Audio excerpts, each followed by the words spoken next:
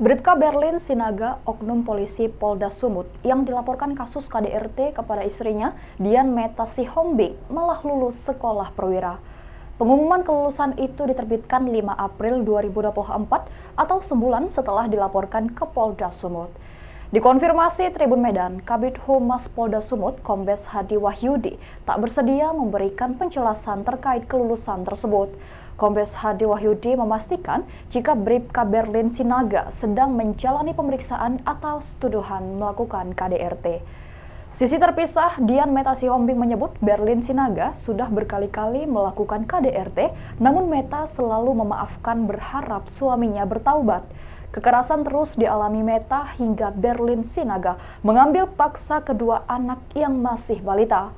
Jurnalis Tribun Medan mencoba mengonfirmasi Bribka Berlin Sinaga, namun telepon dan pesan jurnalis tak direspon. Ikuti terus berita aktual lainnya. Jangan lupa like dan share seluruh akun Tribun Medan.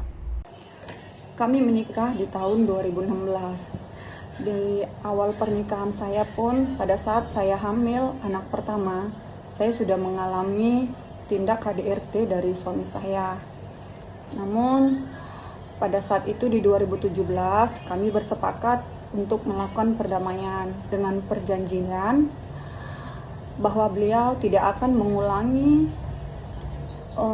tindak KDRT lagi. Dan jika dia mengulanginya lagi, akan dihukum sesuai hukum yang berlaku di Indonesia. Nah, pada saat saya sudah memiliki anak yang kedua, percecokan sering terjadi, pertengkaran sering terjadi. Nah, lalu saya bertanya kepada suami saya, sebenarnya apa sih yang membuat dia selalu marah-marah, selalu ribut? Nah, beliau menyampaikan bahwa saya itu harus berhenti kerja agar saya itu bisa sepenuhnya melayani dia. Karena selama ini saya bekerja, pergi jam 8, pulang jam 5. Nah, jadi beliau merasa saya itu tidak bisa melayani dia sepenuhnya. Nah, namun setelah saya berhenti kerja, beliau bukannya ada melakukan perubahan yang baik dalam rumah tangga kami, malah semakin menjadi-jadi. Terus pada saat saya hamil anak ketiga, ketahuan jenis kelamin anak saya perempuan, beliau tidak terima. Beliau menyuruh saya, mengancam saya harus menggugurkan kandungan saya. Jika tidak, maka saya akan diceraikan. Namun pada saat itu saya bersikeras untuk mempertahankan kandungan saya. Lalu pada saat usia kandungan saya sekitar 5 bulan, terjadi pertengkaran karena beliau mencari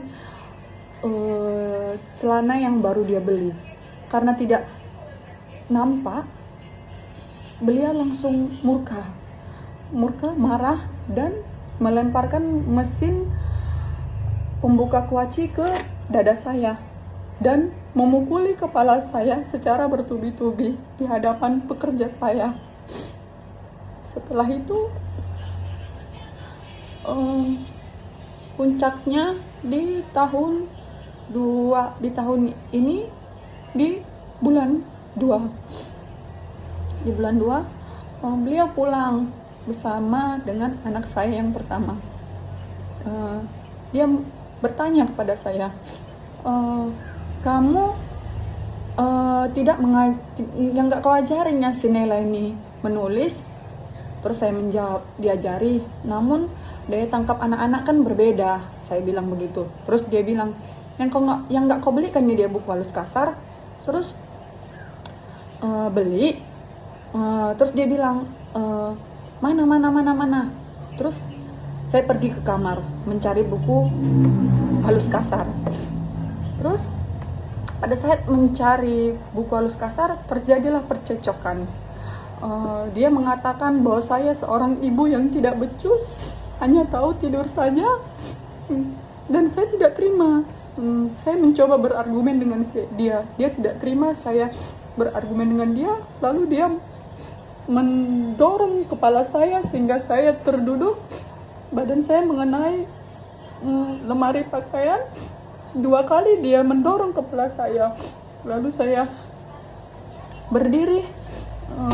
Dia mencoba terus memukul-mukul kepala saya dan saya mencoba berusaha melepaskan diri darinya. Setelah saya terlepas dari dia, lalu dia mencoba lagi melempar saya, mengambil alat kusuk, melempar ke arah saya, namun tidak kena. Setelah itu beliau pergi dari rumah dengan membawa anak saya yang nomor 3. Nah, setelah kejadian itu saya merasa mental saya terganggu. Selama ini saya berusaha mempertahankan rumah tangga saya. Tapi saya merasa rumah tangga itu hanya saya yang berjuang untuk mempertahankannya.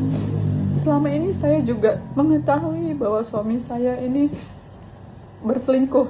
Namun saya mencoba mengikhlaskan apa yang dilakukan oleh suami saya di luar. Setelah itu kejadian di bulan 3, beliau datang ke rumah mama saya